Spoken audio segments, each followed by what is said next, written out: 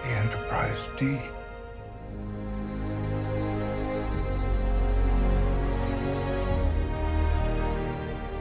Bringing back the Enterprise and the Enterprise D was an idea early on.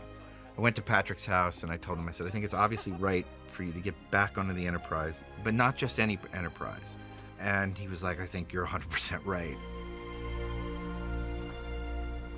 I became very emotional. It wasn't just the Enterprise, but it was being back on a ship again. Look at this, would you? Look at this. During those 7 years, can you imagine how many thousands of hours we spent on those sets? They became home. I mean, my son, my personal son, my real son, learned how to walk on that set. This art department has worked so hard to get this right down to the square inch. So, Liz and Dave. We early on had to rebuild that bridge. And that involved our production designer, Dave Blass, getting in touch with people I used to work with when I was a production assistant, the Akutas, Doug Drexler, Herman Zimmerman, everyone who was involved with that bridge early on came back to help out to make it as accurate as possible. Everybody involved in the building of the Enterprise D set did such a great job. I mean, we all walked on and went, wow. The Enterprise D, of course, is a very accurate copy of what we did back in 1987 under production designer Herman Zimmerman. When you step onto that set, the sense of nostalgia is almost overwhelming. It's like it's 1987 again. When I first saw the bridge back in '87, we had never seen a bridge like that before. It was always kind of militaristic and very stark and Spartan. Even though it's full of nostalgia, hopefully to a lot of the viewers of this show, it's important to remember that back in those days when the ship was first designed, it was very innovative. I just remember it looked like a living room.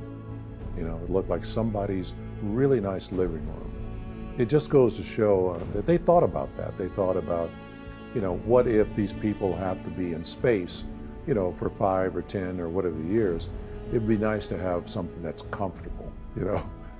There was no denying that there was an emotional sense memory went right up through my feet.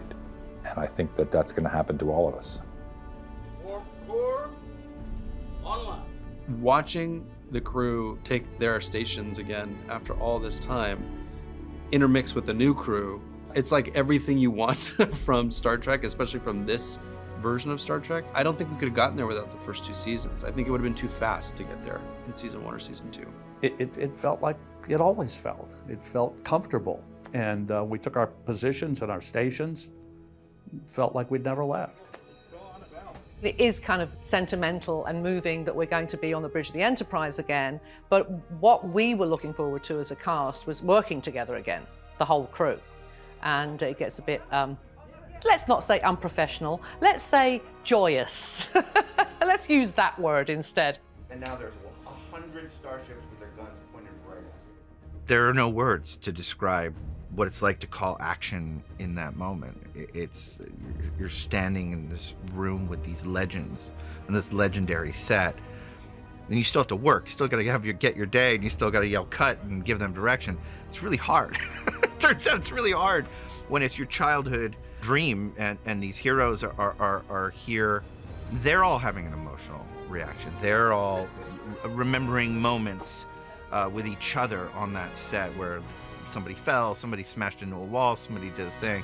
It was extraordinary. It really was magic for 3 days. Again, that sense of coming home, completing the circle on the story has been really present in the scripts and in the atmosphere on stage. My goal from the beginning of season 3 was this needs to be a send-off to the next gen cast, and where better to end than at the beginning on that set, on that bridge. It felt really powerful to us to do. Computer, initiate shutdown sequence. Shutdown procedure initiated. I missed that voice. Take care of her, Jordy. Yes, sir. After all, she's always taken good care of us.